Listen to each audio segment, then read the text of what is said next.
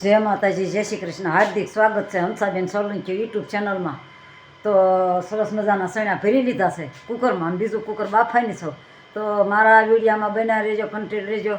સારો લાગે like share સબસ્ક્રાઈબનું ભૂલતા નહીં. જય માતાજી, જય શ્રી કૃષ્ણ. કોણ મારા વિડીયાને અત્યારે થોડી વાર થોભી જાઉં છું, કારણ કે પાણી બધું ભરવાનું છે. મોટર એક બાજુ ચાલુ છે, પણ સવારના 7 વાગ્યા છે. માતાજી જય માતાજી કરી લો. જય માતાજી, જય શ્રી કૃષ્ણ. લ્યો, સરસ મજાનો કટિંગ કરવા બેસી ગઈ છો. થોડી વસ્તુ લઈને ને આજે તો સણા અલગથી નવા મેનામાં આવી ગઈ છું. તો સણા બફાઈ ગયા છે.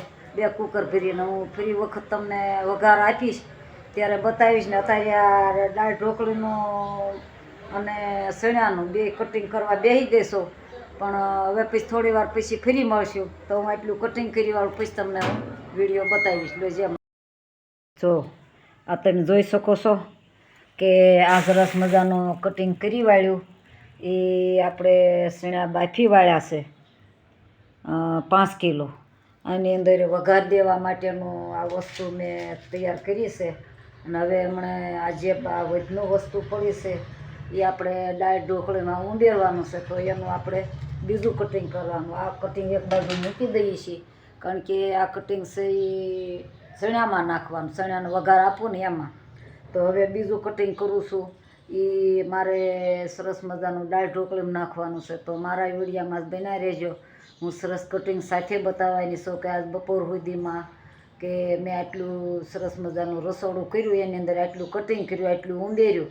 અને જે સૂકો બધો મસાલો વઘાર આપવાનો બધો અલગ છે એ પણ તમને હું બતાવીશ કે સૂકો મસાલો આટલો હોય એમ.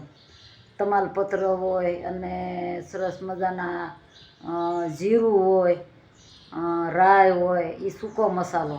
તો સૂકો મસાલો હું હમણાં તૈયાર કરીશ તે તમને બતાવીશ. તો ત્યાં સુધી બન્યા રહેજો.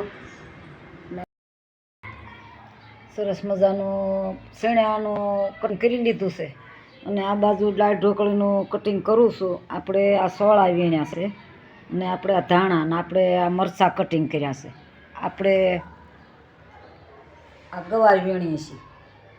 તો થોડુંક વિચાર આવ્યો, મારે વિચાર આવે ને તરત ઉપયોગ કરી લેવો છે. મારે બુદ્ધિનું કામ એવું છે કે આપણે આમાં નાખીએ છીએ, ઉપયોગ કઈ રીતે કરવો એ હું તમને બેનું કહું છું. મારા મધ્યાહન ભોજનનું બેનું જે મારો વિડીયો નિહાળતા હોય એને થોડીક આમ કે આપણે રાજ્ય સરકારે આપણને બકાલું ઉમેરવાનું કીધું છે. તો આપણે ઉમેરીએ છીએ તે વસ્તુ કંઈક કલરમાં ફારફેર થઈ જાય છે. છોકરાને એમ થાય કે આવો કલર કેમ થઈ ગયો. તો આપણે થોડોક બુદ્ધિનો ઉપયોગ કરી લેવાનો, થોડીક એક ચીટી કરી લેવાની નોખી. આપણે જે વીણવાનો બાકી છે પણ વચ્ચે યાદ આવી ગયું, થોડોક વીણી લીધો છે સોળાની એવું.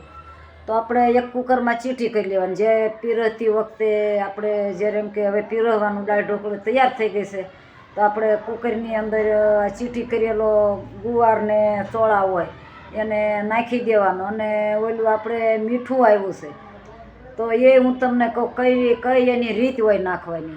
તો આપણે અડધું મીઠું તો ઓલું નાખી દેવાનું ચડવા વખતે.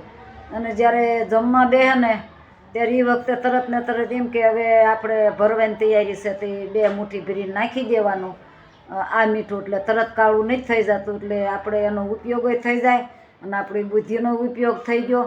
તો આ રીતે તમે જે મારો વિડીયો નિહાળતા હોય મધ્યાહન ભોજનની બહેનું, એને માટે ખાસ કરીને છે. તો આ મીઠાનો આપણે ઉપયોગ કરવાનો. મેં તો અડધી કોથળી એક વાપરી નાખ્યું છે આ મીઠું. કઈ રીતે વાપરવું બેનનો પ્રશ્ન હતો. એક વખત અમને બોલાવ્યા હતા મીટિંગમાં, તો આપણે મીઠું વાપરવાનું છે પણ કે રસોડું કાળું થઈ જાય છે. તો પછી મેં બરાબર વિચાર કર્યો કે આપણે આને કઈ રીતે નાખવું.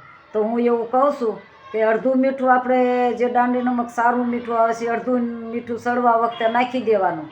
અને હાવ તૈયાર થઈ જાય ને 2-5 મિનિટની વાર હોય ત્યારે 2 મુઠ્ઠી ભરીને મીઠું નાખી દેવાનું. તરત કાળું નથી થતું, ત્યાં તો છોકરા જમી લેશે. એટલે મેં આ ઉપયોગ કરી લીધો છે. અને આ રીતનું બધું રસોડું હાંકું છું અઠવાડિયા 10 દાથી.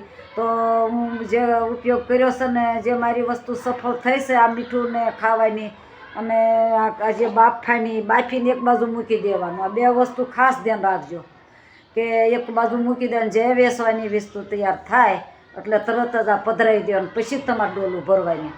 સરસ મજાનો કલર રહેશે અને સરસ મજાના છોકરાએ ખાય છે. હવે હું શું કરું કહું, આટલા રોટલા આવ્યા છે, ભાંગી નાખ્યો મેં. બાજરાનો રોટલો સાંજે વધારે કરાવી રહ્યો, કારણ કે આ મોખરો છે ને દરવાજો ગેટ, આ ગેટ જ આટલો સારો છે. પાછલા ભાગમાં દાઢું પડી ગયું છે, એટલે મને બેઠા કોઈ વાતે સવાય નહીં, મને ગમે નહીં. એટલે હું થોડીક આની ઝીણી ભૂકલી કરી લઉં અને થોડીક સાસમાં પલાળી દઉં અને પછી બહુ હજ પી જાઉં, ઉતારી જાઉં, સાવવું ન પડે. તો બપોર સુધી ભૂખ ન લાગે, પછી ધોળાધોળ ભલે કરવી પડે. તો આ રોટલા છે ને એમને હું ભૂકલી કરી નાખું છું. અને બાકી આ ભંગાર કાઢ્યો કે નહીં, એમાંથી ભંગાર કાઢીને હારો માલા થાળીમાં ભૂકો કરી લઉં છું. તો પછી પેટમાં પધરાવવું જોઈએ ને. અત્યારે 9:30 થવા આવ્યા છે, કદાચ બેલ પડી ગયો. તો હવે ભૂખ લાગી. હવે સા પાણી પીનાઈ આવી ગઈ છું.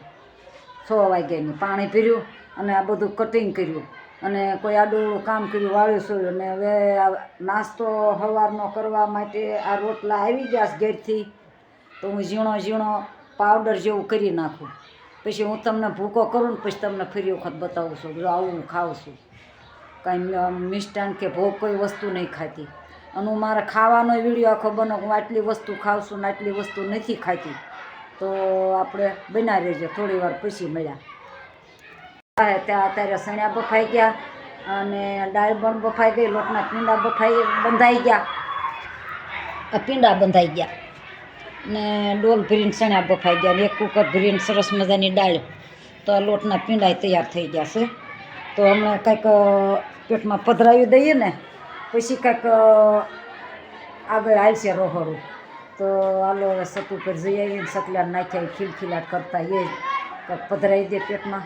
મને 9 વાગે જમવાનું ગમે. જો કંઈ મને મારી મજબૂરી નથી હો કે મને આવું કોઈ આપે, એમ તો હું કાંઈ એમ નથી કે આવું ખાઈ લઉં, પણ મને આવું અળવું નાશ ગમે છે. જો હું તળેલું નથી ખાતી, વધારે પડતું તીખું નથી ખાતી, તેલવાળું નથી ખાતી, ઘીવાળું નથી ખાતી. બધી વસ્તુ મને ખાવામાં નડે છે, એટલે હું આવી વસ્તુ ખાતી નહીં. નકર હું આમ જાઉં કામ કરું છું બધું ખાઉં, પણ મને શરીરને પરવડતું નથી એટલે આવી વસ્તુ ખાતી નથી. આવી વસ્તુ ખાવ ને તો મને બરાબર રહે. જે શરીરમાં નુકસાન કરતું હોય કોઈ વસ્તુ ખાવાથી કોઈ લાભ નથી. તો આપણે રાજી રહીએ કે આ વસ્તુ આટલી ખાવા મળે તો બસ છે. કોઈ મને દબાણ નથી કરતું. તમે આટલું તો મેં હાથમાં રાખ્યું છે. તે ખાવાની મારી પ્રાઇવેટ વસ્તુ છે. મને જે ફાવે એ જ ખાવ, કોઈ ના ન પાડે. તો હવે આટલું સતું પછી પધરાઈ આવું સકલા હાટું. એ ખીલખીલાટ કરે છે. ડુંગળીનું કટિંગ થઈ ગયું તો વઘાર આપી રહી છે ચણાનો. આ વઘાર તો એ ચણાનો છે.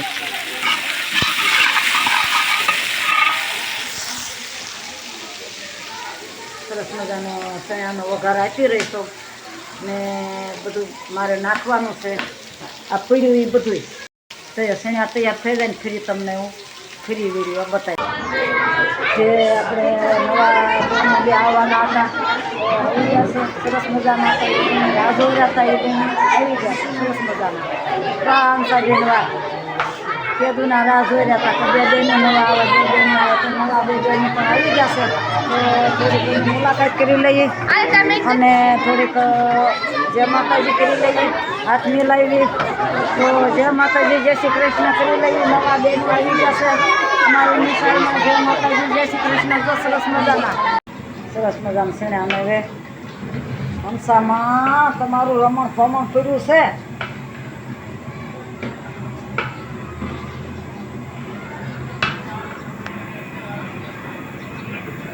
મધુરી સરસ મજાની તીખી.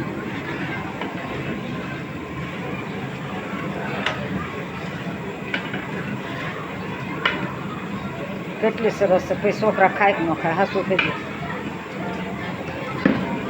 કોક આખી હોય ને તો એમાં તાવીસો રાખીને કટિંગ કરી નાખવાનું. આમ જો લે. હવે આ સફાઈ કરી વાળું અને ફોન મૂકી દઉં હેઠો. હમણાં ટીન થાય છે તો છોકરા મને ઘેરી લે છે. સરસ મજાની હવાઈની વાસ આવે છે. સણ્યા વઘાર્યા એની વાસ આવે, ડાળ ઢોકળીની વઘારની વાસ આવે. છોકરાને મોઢામાં પાણી. હવે કેટલીક વાર છે મેં કે હવે ટીન થવા દો. ત્યાં હું મારું કાકા થોડુંક કામ આવરી લો. રણ સટી પડી છે. ગાંડી વિયાણી અમારા ગામડામાં એમ કે ઘરમાં રમણ ભમણ પીડ્યું હોય ને તો એમ કે ગાંડી વિયાણે. એટલે મેં ઘી કેવી હોય એ ક્યાં પીડ્યું એમ ગાંડી કહેવાય. લે મેં કીધું આ તો નખું કે ગામ જાનબાઈ દેવડી જિલ્લો અમરેલી, તાલુકો લાઠી. સરસ મજાના બે બહેનો આવી ગયા, છોકરા રાજી થઈ ગયા કે અમારા નસીબને અમારા ભાઈ બહેન આવી ગયા છે. અને અભ્યાસની રાહ જોઈને બેઠા હતા, તો એ અભ્યાસ હવે પૂરેપૂરો મળી રહેશે. તો હંસાબેન સોલંકીના જય શ્રી કૃષ્ણ કર્યું છે. ત્યારે બસ આટલું ફરી મળશું સવારે નવા વિડીયો નવા બ્લોગ સાથે. જય માતાજી, જય શ્રી કૃષ્ણ. આજે સાંજે માતાજી મંદિરે સરસ મજાનો સત્સંગ છે. કંઈક મને એવું લાગશે તો થોડોક બ્લોગ કરીશ ને 5 નામ માતાજીના લઈશ. તો જય માતાજી કરું છું, જય માતાજી.